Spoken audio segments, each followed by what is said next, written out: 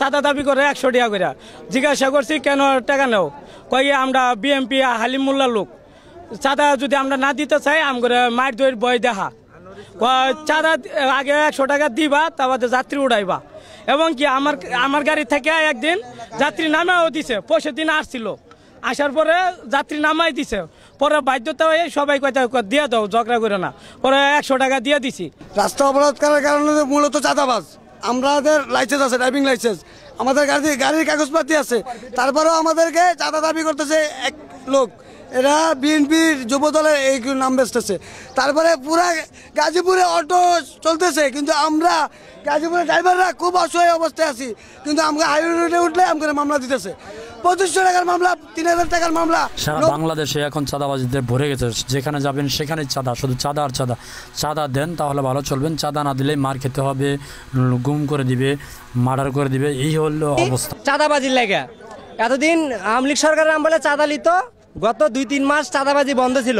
বর্তমানে প্রত্যেকটা সিএনজি চালকের কাছ থেকে প্রতিদিন 100 টাকা করে চাঁদা নিচ্ছে। আর গাজীপুরের গাড়ি আর একটা দাবি, আমাদের গাজীপুরের গাড়ি গাজীপুর জেলাতে আমরা চালাতে চাই। অটো সব জায়গায় চলে, সিএনজি হাই রোডে নিয়ে গেলি বলে এটা হচ্ছে হাই রোড, এখানে আছে কেন, কিন্তু অটোর কোনো কাগজ নাই, পাতি নাই, সেটা সব জায়গায় চলতেছে। কিন্তু আমরা সিএনজি নিয়ে গেলি মামলা দিচ্ছে পুলিশ, বলতেছে এটা হাই রোড। আমাদের আন্দোলন একটাই সত্য, আমরা রুটে গাড়ি চালাতে পারি না, আমাদের হুমকি দেখায়, মরণ হুমকি দেখায়। মেয়েদিন নামে একটা ছেলে, সে বলে কয় তোমাকে টাকা না দিলে তোমাদের গাড়ি চলতে দেবো না। কেন দিবে না? মেয়েদি আরো 2-3 জন আছে। বাংলাদেশ এখন মগের মূল্য হয়ে গেছে, মানে চাঁদা ছাড়া আর কোনো কথাই চলে না, শুধু চাঁদা আর চাঁদা।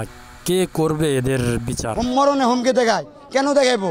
আমরা দুর্ভোগে ফেলাই যাচ্ছি না, আমরা নিজেরাই দুর্ভোগে আছি। আমরা চৌরাস্তা চাঁদা দাবি করতেছে, যুব দলের ছেলেমেয়েরা চাঁদা দাবি করতেছে, আমরা চাঁদা দিতে পারতেছি না, আমাদের ইনকাম কম, আমরা হাইওয়ে রোডে চালাইতে পারতেছি না, পুলিশ আমাদের হয়রানি করতেছে, চাঁদা দাবি করতেছে, আমাদের রেকার বিল করতেছে, আমরা ইনকাম করতে পারতেছি না, আমরা ছেলে মেয়ে নিয়ে চলতে পারতেছি না, আমরা কিভাবে চলবো?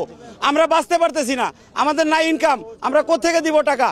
হালিমুল্লার কথা বলছে, এই লোক হালিমুল্লার লোক, এরা চাঁদা চায়, এরা চাঁদা যদি না দেয় তো হুমকি দিয়ে ড্রাইভার দিয়ে মারবো।